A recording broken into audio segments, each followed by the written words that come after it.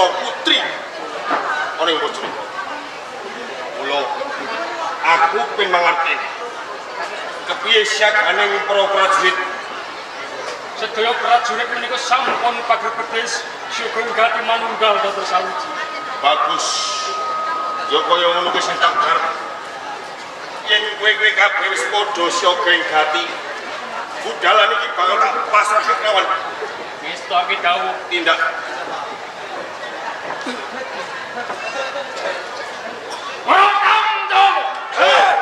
Siap. Nesti sanjata maksana makita kita. Danyo!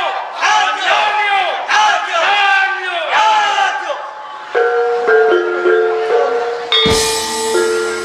Ojo nganti lepoke kewajiban.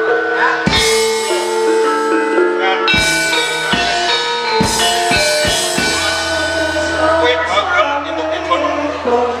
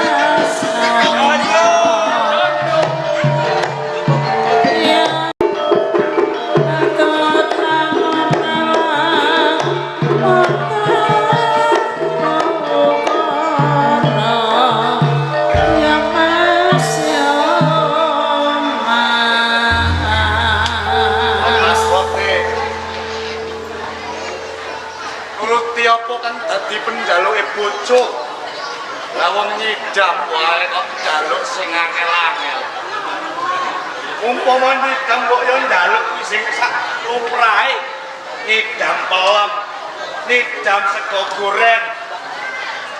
Lah iki kok ngidam kok angel golekane.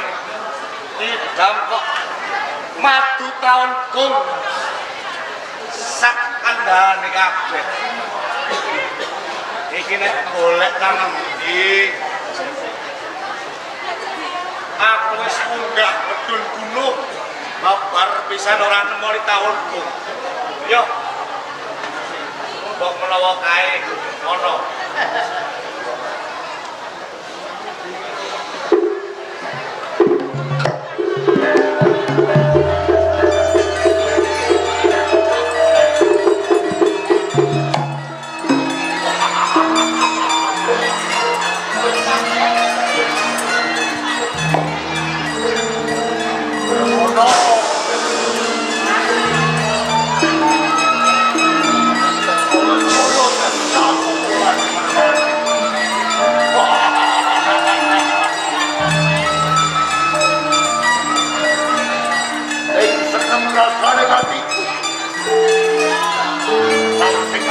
pikiran kowe.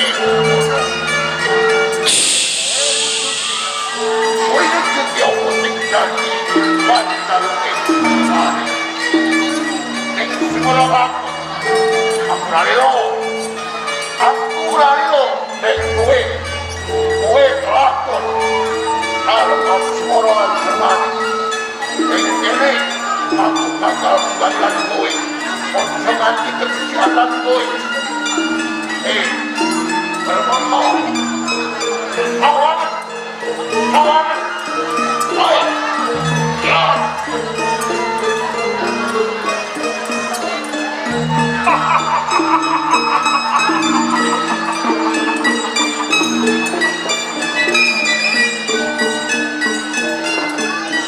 Mono. Yen kowe kepengin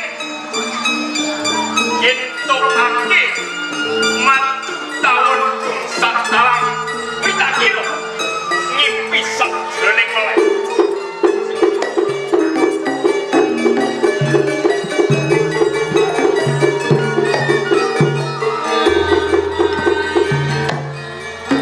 Kanthi cara aku njelmu bermono lan matu taun sak talang aku bisa cecak lan bermana.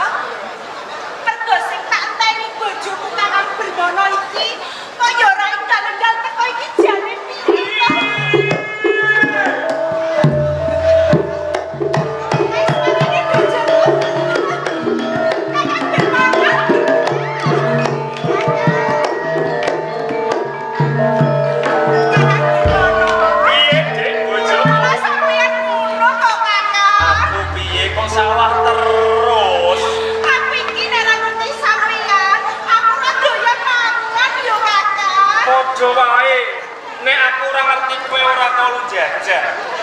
Mergo ora ndek dhuwit. Iya, ora duwe duit ora apa-apa ya, Kakak. Lho kuat kok. Aku bisa sampe jagung lan cedak karo sampean sing kaya ngene ya, Kakak ya. Oh. Iki kan, Ya iki penjalukmu. iki wujude madu tawon gong sak talane. Sak talange. Lah nek ngono ya kelakon. Anake sampean ora nyuler, Kakak. Ora bakal ngiler. Lah wong kowe mung njaluk madu tawon gong sak talange iki gampang kanggoku. Somene yen kowe nyedan njaluk sing angel. Jaluk jaran sikile 7. Apa sapi sikile 6 bakal tak turuti. Kuwi gampang kanggone Bermono. Kakak Bermono. Iya. Ora ono tinane. Jare mau piye jaran? Sikile 7. Sikile 7. Lho kok lagi tuwan iki? Loh, Napa enten, Bu? Hah? Jaran kok sikile 7 niku napa enten? kuwi mono bot-bote Yo gedhe. jarene ora ono ngono kok kan sampeyan iki ora usah ngono ta. Sing muni ora ono kuwi sing ora ngerti. Ning yen aku tau ngerti. Nek sampeyan tau ngerti, jaran piye to, Kakak? Jaran kok sikile 7 iki jaran piye? Kula ndang metengo meneh. Mengko nyidamon njaluk apa sing tak kandhakake. Mengko balak wujuti. Dan ngoten meneh. Wah, sampeyan nek Ayo ndang gawe nek. Ndang gawe meneh. isen aku iki lho, Kang. Isin karo sapa? Oh, lha iki delok sakmene aku iki lho. Endi ora ana wong kok muni wong sampeyan akeh iku piye? Ae bapak-bapak do nang kono lha iki sing ibu-ibu, kae sing bocah cilik. Lha wis sakmono kae ngono kok. Anggepen wae ora ana sapa-sapa. Kan ora ana sapa-sapa. Sing ngono aku karo kowe. Iya, aja ngono lho, Kakang kok. Sawise kowe njaluk madu taun gong tak wujuti. Iki mung kari aku njaluk lan kowe cuman. Jaluk apa sampeyan? Njaluk rakete nggonmu lan aku bebrayan kewujuan. Jaluk ya jaluk, nek biasane sampeyan iki ora kaya ngono lho, Kang. Loh, iki mergo wis kowe aku ora tau mbok kene. Iya, nanti ora dadak kaya ngono iki. Biasane iki sampeyan iki alus, nek jaluk iki mesti tembune sing ngono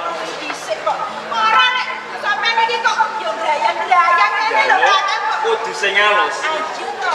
Alus utawa kasar tak kanggo kuwi padha wae. Nek ngono iki tak masake kowe dhisik yo Kang yo.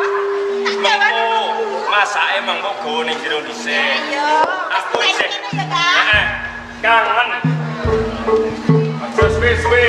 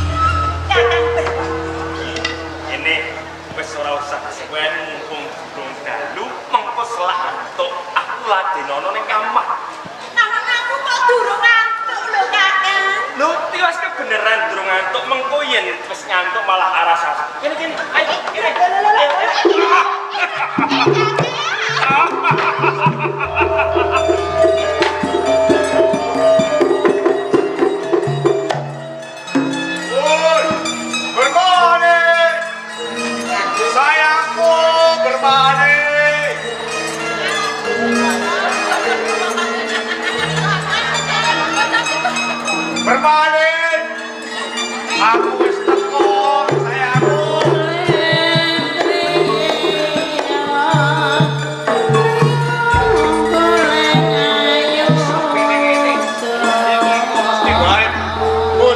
Permani seneng mergo aku wis entuk tawon dong sak talange sing dadi penjaluke. Aduh rene Tony, aja-aja tuh piye to kok ngene iki? Ayo mbok yo gage sithik cepet sithik. Sopo kae? Kok kaya Permani? Kene cepet sithik ayo Permani. Ning jero kamar. Ya. Permani ndak karo wong lho, Cak. Aduh, Kakak. Aja bengok-bengok elon-elon ndolak. Aduh, Kakak. Yen telu iki Permani. Ning jero kamar lagi genang-geneng. Kurang ajar. Ana wong lanang tinggal ning kamar. Permani.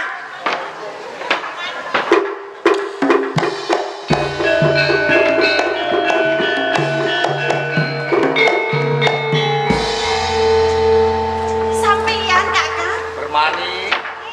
Nanggung urung bar. Iya, Kakak. Loh, aku urung takok kok wis gonek. Walah. Permani. Kowe iki lha opo to, Mas?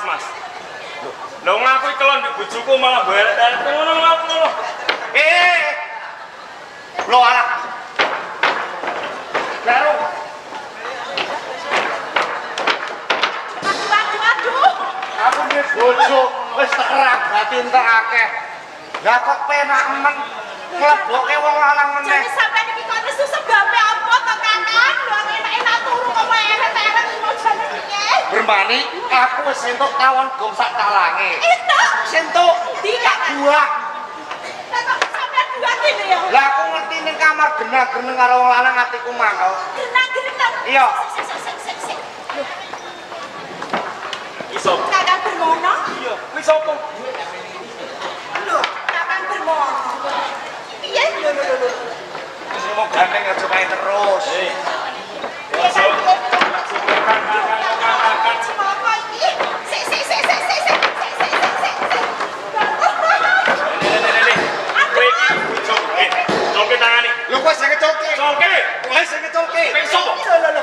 Aku iki bojone Bermani. Lho, bojone Bermani mung siji aku Bermono. Aku go Bermani Bermono aku. Kowe aja sembrono. Ya toh?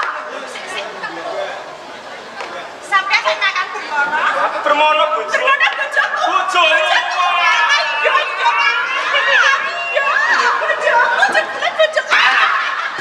Tekno. Bermana ki aku nih Bermani. Iki yo. Aja percaya Bermani. Aku ya bojomu Bermani. Loh, Aku ki Bermono. Iya. Iki Kakak bermono kok. Kakak, bojoku. Lah, Bojoku. Aduh, aku kangen karo sampeyan lho. lah iya. Kowe kok kene mbok darani bojomu kono bojomu kuwi iso bedakno bojomu sing asli apa ora? Aku kok malah bingung. Aja bingung. Kowe kudu iso bedakno endi bojomu sing asli. Iki jane sing iki apa sing iki? Bermani. Bojoku sing pundi le, Pak? Bojoku lan iki sing iki apa sing iki, Pak? Sing kula Pak nggih. Kula Bermono nggih Pak nggih. Lho, krungu kowe. Ada malah jatuh.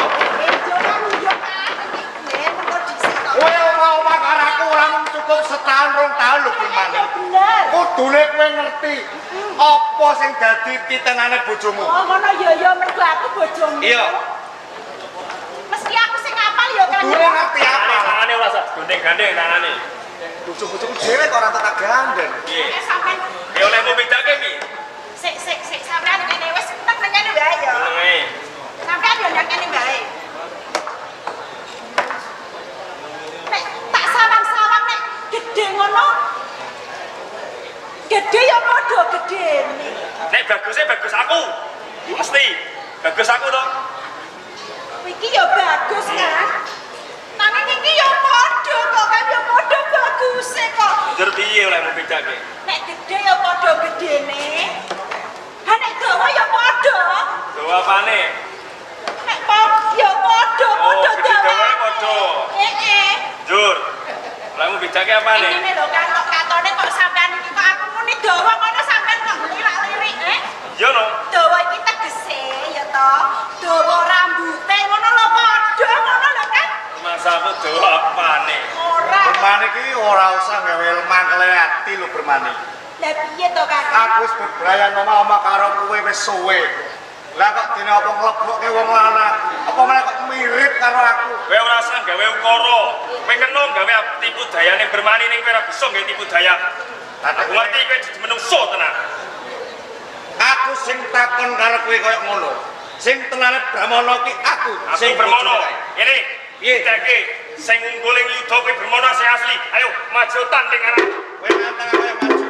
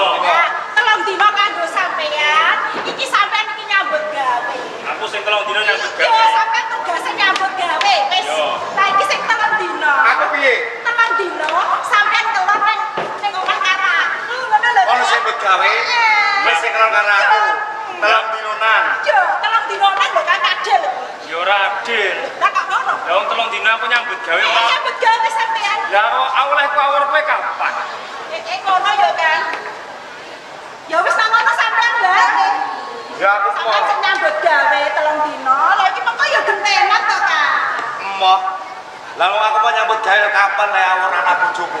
Iki anakku lho sing gawe aku lho. Iya, yo kan. Iki sampeyan iki malah bingung. Semono. Tresnaku yen mbok dung-dungono aku ora iso. Ora bisa nampa. Ya wis, nek sampeyan ora gelem ngaku, nek sampeyan sing ora bojoku, sampeyan yo padha wae. Wis sampeyan perkara tak jak ning pengadilan. Piye? Pengadilan iki bojo negara